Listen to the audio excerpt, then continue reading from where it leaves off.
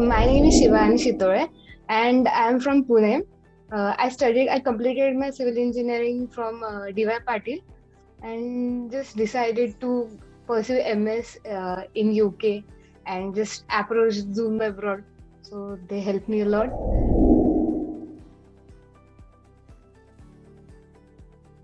Studying abroad was like you get to explore new club culture and the pattern of study will be different. You get to know everything. Like uh, what the brief of the topic is, it's like research kind of studying over here.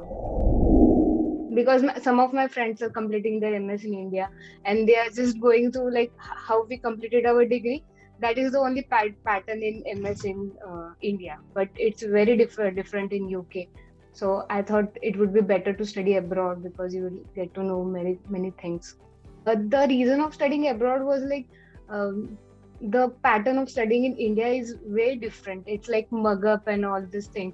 But in UK or in studying abroad, like we can go through each and every concept. We get to understand everything, and we are able to study deeper, like the basic concept of the thing and the main criteria and all of the things.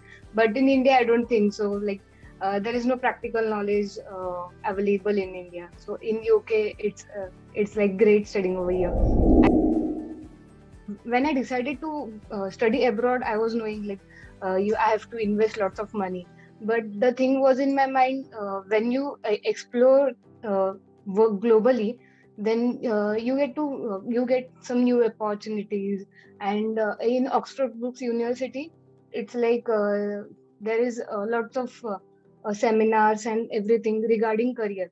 They are providing lots of material and they are just we are able to communicate with companies and all. Right now, we are not able to communicate, but at the end of the uh, education, like I can just get my return on investment by getting some good job. The reason for studying abroad was like one of my friend has completed a diploma in this construction management, but he is earning like 30,000 per month. And I think that is a really basic amount. We can't just live on it. But I have seen many examples of studying in abroad, like same course, construction project management, and they are earning about 30 lakhs per year. It's so 2.5 lakhs per month. So it's like the intention was like earn more, do same but earn more. I was being able to complete MS in 1 year, and other thing was the currency over here is pound. So if I'm doing part time job, half of my living expense are just I get them while studying itself. And the education quality is same all over world. Like I've compared US studies with UK and Australia also, but it's not like we get different kind of education in UK and different in US.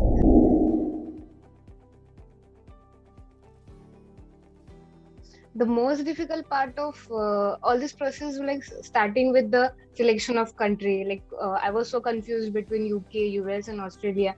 But as I mentioned in my previous sense, like UK was the best. Then I got Zoom abroad.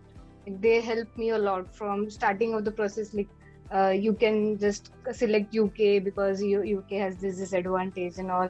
I was in so much like I was knowing nothing. I started my process very early, like I was in third year. Zoom abroad has helped me a lot because like from selecting college, applying to them, and talking personally. Means, I had my emotional breakdowns a lot of time. And Narendra personally was so consoling. He was like, "No, you will get. Don't worry. We are there to help you all time." And that thing, I just loved it a lot because I have seen some other consultant. They were so like manually like yeah, you have to do this, then you won't get anything like that. But Narendra and Zoom abroad especially helped me a lot. My IELTS score was like 6.5 band. In first attempt I got 6 band, so the score was not that good. So he said I will try, don't worry and all. Then because after like applying to many universities, and Narendra personally talked with university, like he communicated, but they were like we want 6.5. So he was so upset and he said you have to give once again IELTS. So okay, I was like, okay, I will deal with it.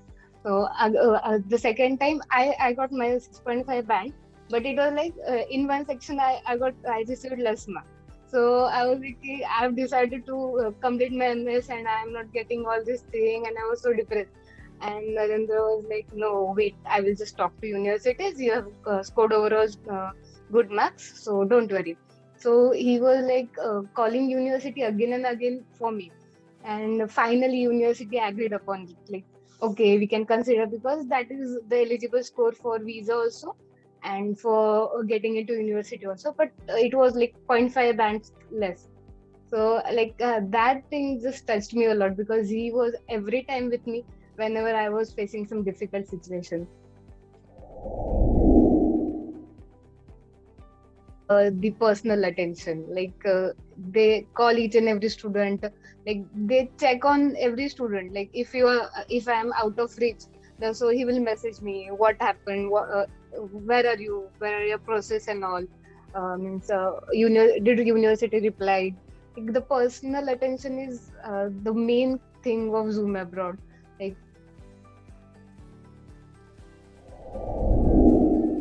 actually, I think nothing. Like, they are so perfect. They help me a lot. So I don't think there are any loopholes in it. Right now, I don't think anything. But once you mentioned like you are going to launch some app and all. So if you are trying to launch some app, then it will be best for student to know like where the application is, the status of their application. Like, has university received the application, or when will they reply? Like, I don't think it's big task. If you try to, if you want to come over here, then you will obviously be here. Because I have one example. There is my friend. Actually, he have completed his school education from semi-English school, and he Okay. have not even gave his IELTS because he was having like 70% in English. So they waive off his IELTS score. So he didn't even give interviews, and the process was so easy for him. Like, it was like I have studied from English medium, and I have to face so much problems. But he's from semi English, and he have not even given any interview and all. So sometimes you don't get offer letter, and you get sad because I'm not getting offer letter and reply from university because they are also in rush. So they will communicate with you anytime, but they will take little bit time.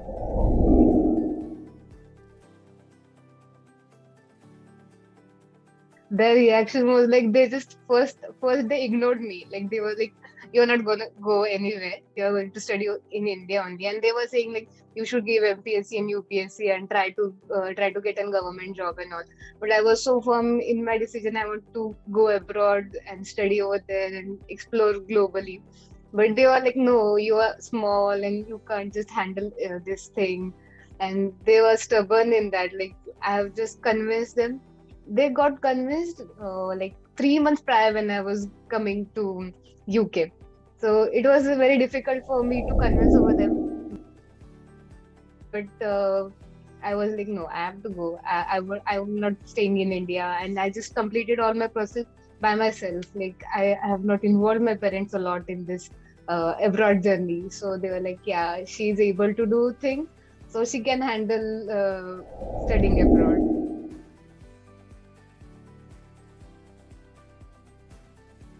Competition is one of the thing because right now I'm studying with like group of people, and they are also well qualified, and they are in same course. So I think like I have to compete a lot with them because I'm just 22 right now, and I have like people who are 26, 27 studying over here. So it's like, yeah, competition is quite a bit high, but I have said, like, patience is the key. I'll just try to complete with them.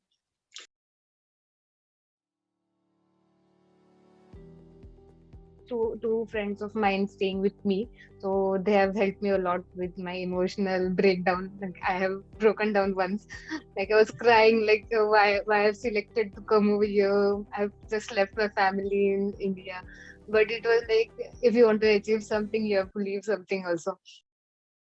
Sad about it. Like, I am not introduced to my colleagues, and just doing online lectures, and all of them screens are like the videos are not on, so not being able to see anything virtually, it's like way difficult. But hoping so on it much everything will go normal and